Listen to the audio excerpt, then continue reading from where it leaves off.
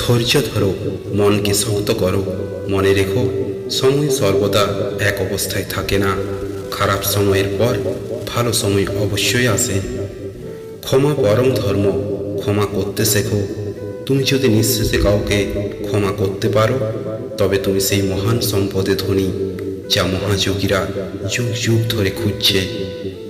সুখ মানুষের জীবনে অহংকারের পরীক্ষা নেয়, আর দুঃখ মানুষের জীবনে ধৈর্যের পরীক্ষা নেয়।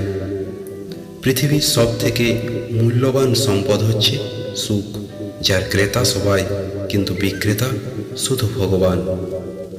পুরানো রীতিরেওয়াজ কখনোই মানুষকে সঠিক পথে চালনা করে না।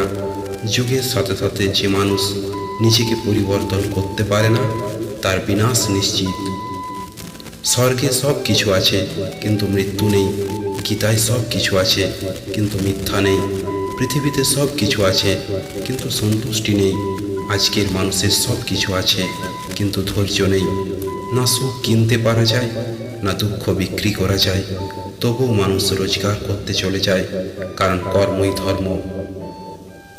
ভগবান শ্রীকৃষ্ণ বলেছেন যে আমি কোনো জড়বস্তু নই যে আমাকে চাইলে পাওয়া যাবে, কিন্তু যে ব্যক্তি আমাকে তার নিজের অধিকার বলে মনে করে, আমি স্বয়ং নিজেকে তার অধীন বলে ভাবি।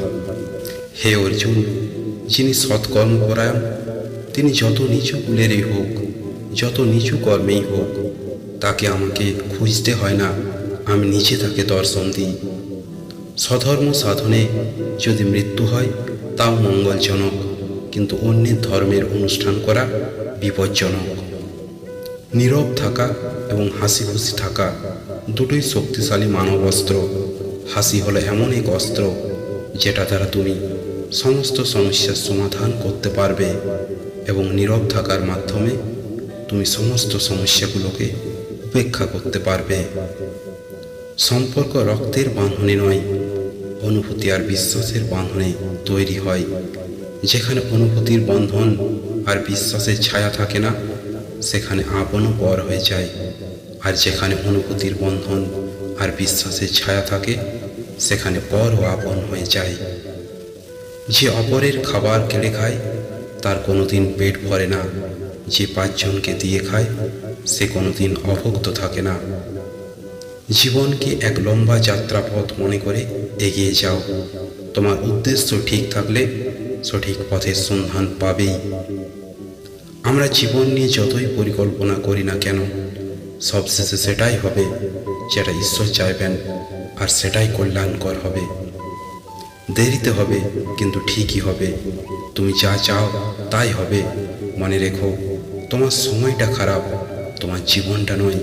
শুধু অপেক্ষা করো, সব হবে। মানুষ জীবনে 6 বার হেরে যায়। 1 টাকার কাছে, 2 ভালোবাসার কাছে, 3 সময়ের কাছে, 4 বিবেকের কাছে, 5 বন্ধুত্বের কাছে, আর সবশেষে মৃত্যুর কাছে।